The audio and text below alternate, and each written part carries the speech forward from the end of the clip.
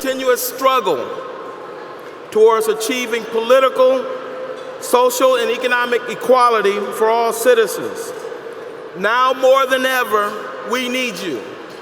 We need other organizations to step up, like the Detroit branch NAACP.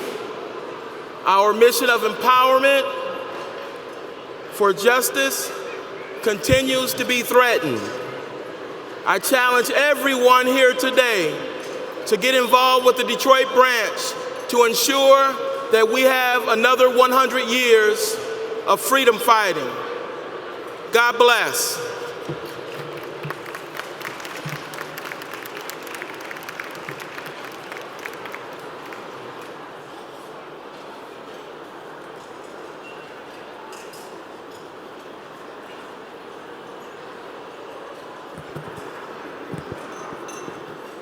Good evening, and welcome to the 57th Annual Fight for Freedom Fund Dinner Experience. My name is Donnell White, and I do have the distinct pleasure of serving as your Executive Director for the Detroit branch NAACP. Thank you for being here.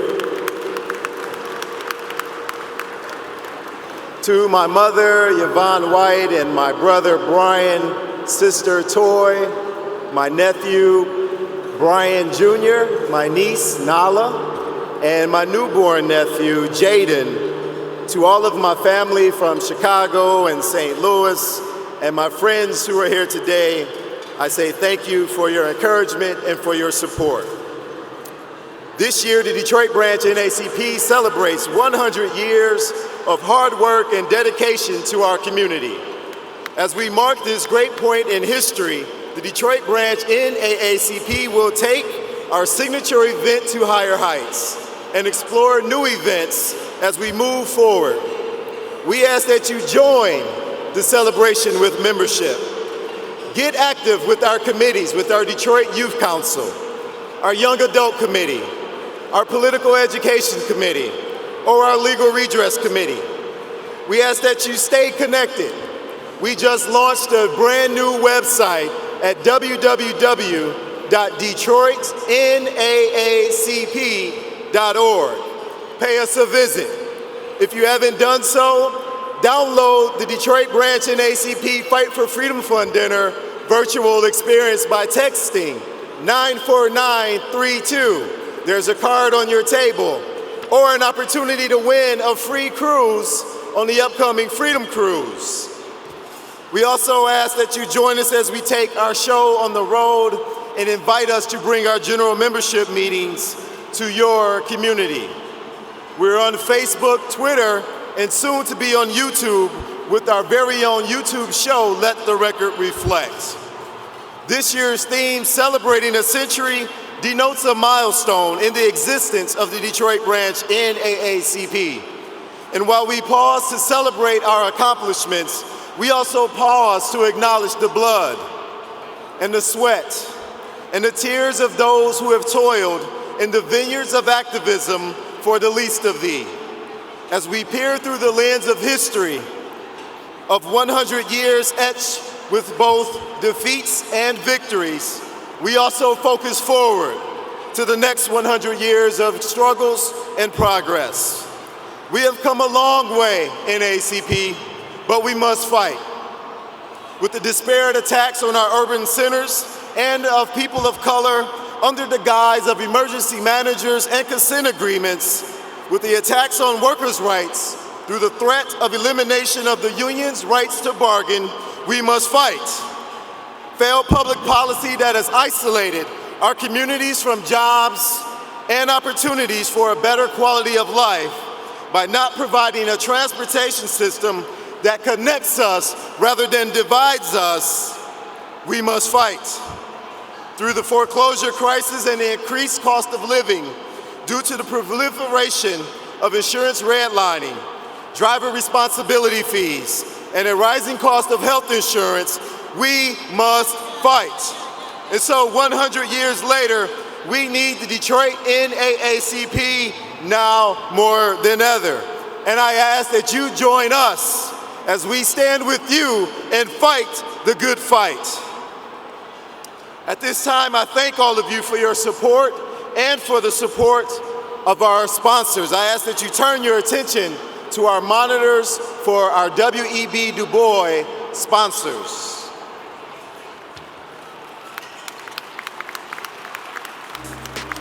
In 1909, several black and white leaders from different organizations such as the Committee of 40 and the Niagara Movement came together to form what is now the oldest civil rights organization in the country. The National Association for the Advancement of Colored People, headed by W.E.B. Du Bois. W.E.B. Du Bois Corporate Campaign. Diamond. Ford Motor Company. Motor City Casino. Gold. Blue Cross Blue Shield of Michigan. Chrysler Corporation. Silver. CompuWare. Fifth Third Bank. Greektown Casino. MGM Grand Casino. Midwest Health Plan. The McDonald's African American Consumer Market Group. For a complete listing of all of our sponsors, please see page 318.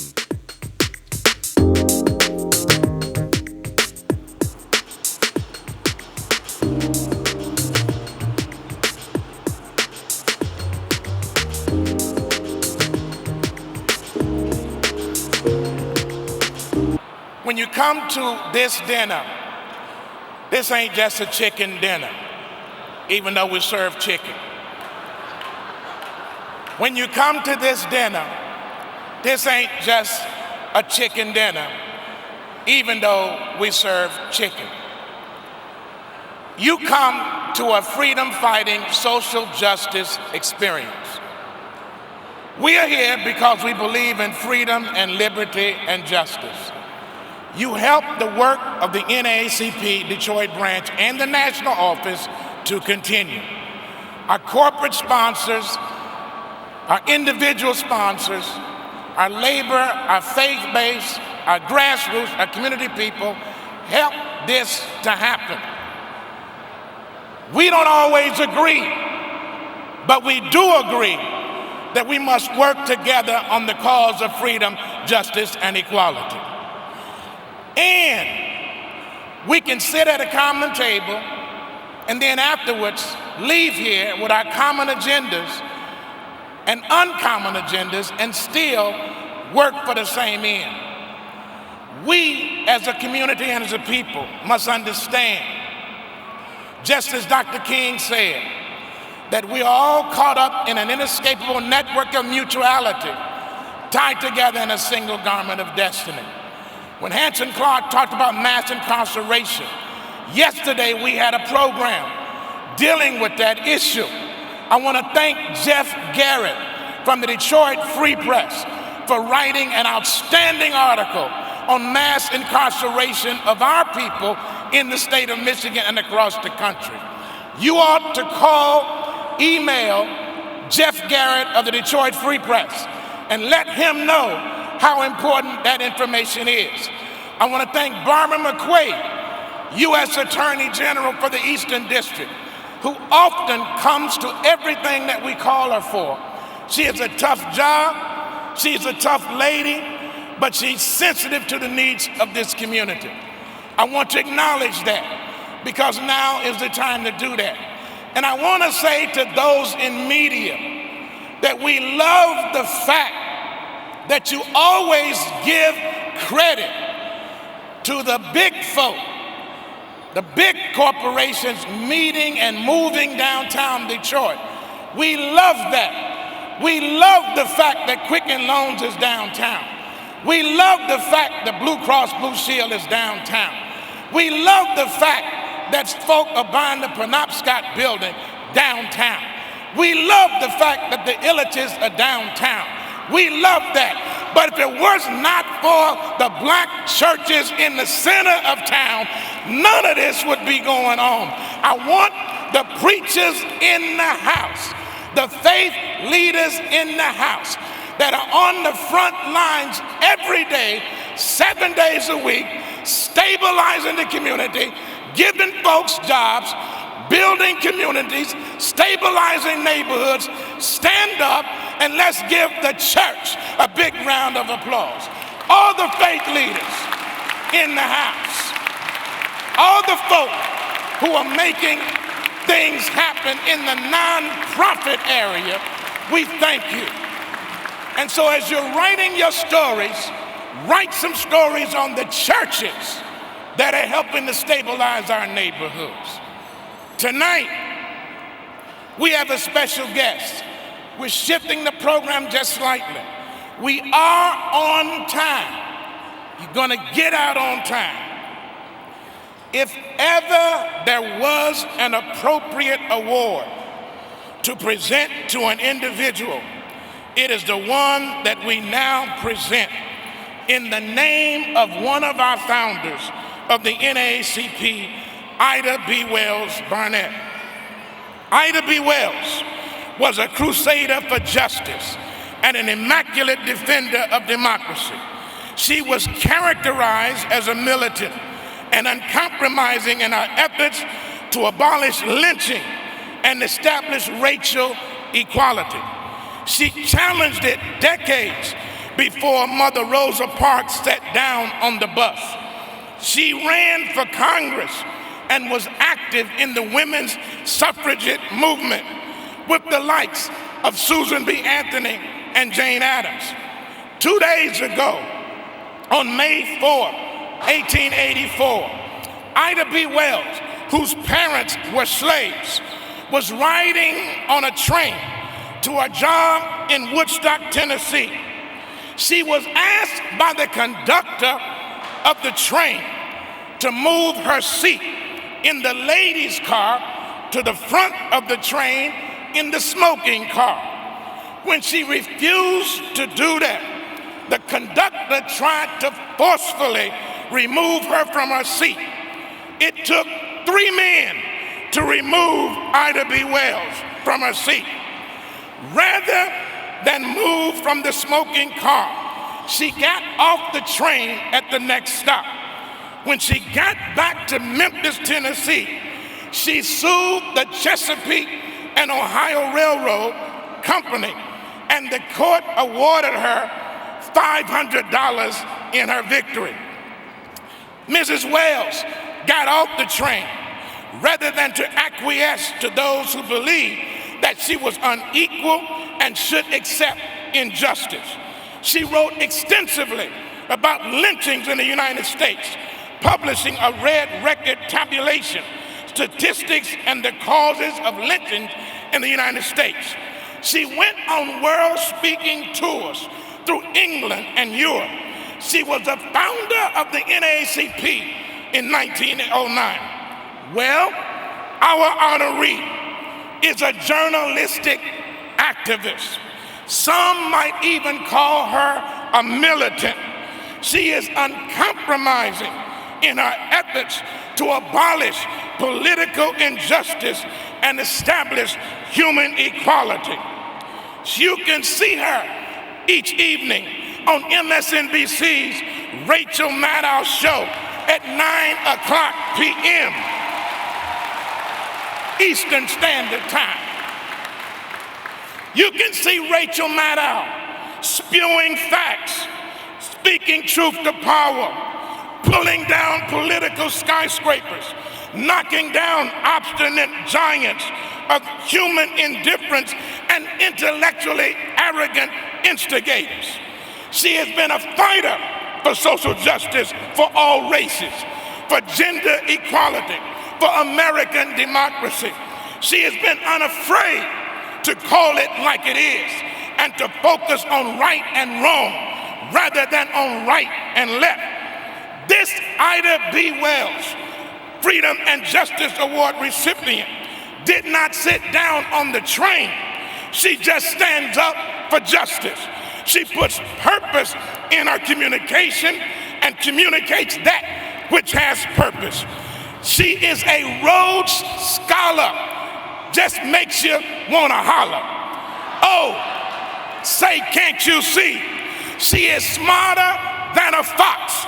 She puts a hush on rush. She challenges the verbal insanity of Hannity. And oh my, oh really, she can certainly deal with O'Reilly. This 2010 Walter Cronkite Faith and Freedom Award recipient has never gone adrift from the struggle of what is right, but she has written a new book called The Drift of What May Be a Little Bit Wrong. She has put to rest the notion that you can't be passionate about what you report and that you can get involved with that which you believe. Therefore, Rachel Maddow, we thank you for standing up for Michigan. We thank you for speaking up and out about Detroit. We thank you for being a voice for the people. We thank you for remembering your journalistic code of ethics, that professional journalists believe that public enlightenment is the forerunner of justice and democracy. You truly are a national security liberal, open to political and social change, generous and bountiful in your appreciation of others. From the French liberal, from the Latin liberalis, you are befitting a free person. In the words of Ida B. Wells, the people must know before they can act, and there is no educator to compare with the press. Ms. Maddow, thank you for acting, but above all, thank you for educating. Thank you for standing up for democracy. Ladies and gentlemen, the 2012 Ida B. Wells Freedom and Justice Award winner, Rachel Maddow.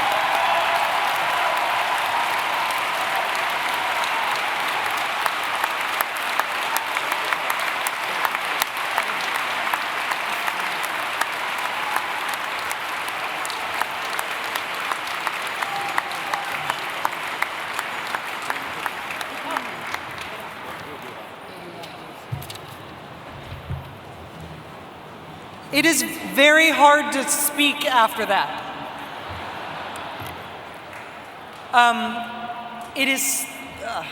I'm overwhelmed, sorry. It is such an honor to be asked to be here, let alone to receive this award. The life of Ida B. Wells Barnett changed many things in this country, but one of the things her life is still doing today is humbling egotistical people who have cable TV shows. I have a big long speech, but everybody else has been more articulate than I ever could be, and I just want to make one comment, share one idea, and it is what we have been talking about tonight, what we are prepared to hear more about tonight from the Attorney General, who's tonight's keynote speaker, and it is about the connection between rights and economic progress, the connection between justice and economic comeback. What I have been reporting on with Michigan is something that I think is the most important state-based story in the country. I don't know why it isn't on the front page of every newspaper in the country. I think it is the most important thing that has happened since the 2010 elections. And that is that Michigan is a laboratory. There's a lot of communities in Michigan that have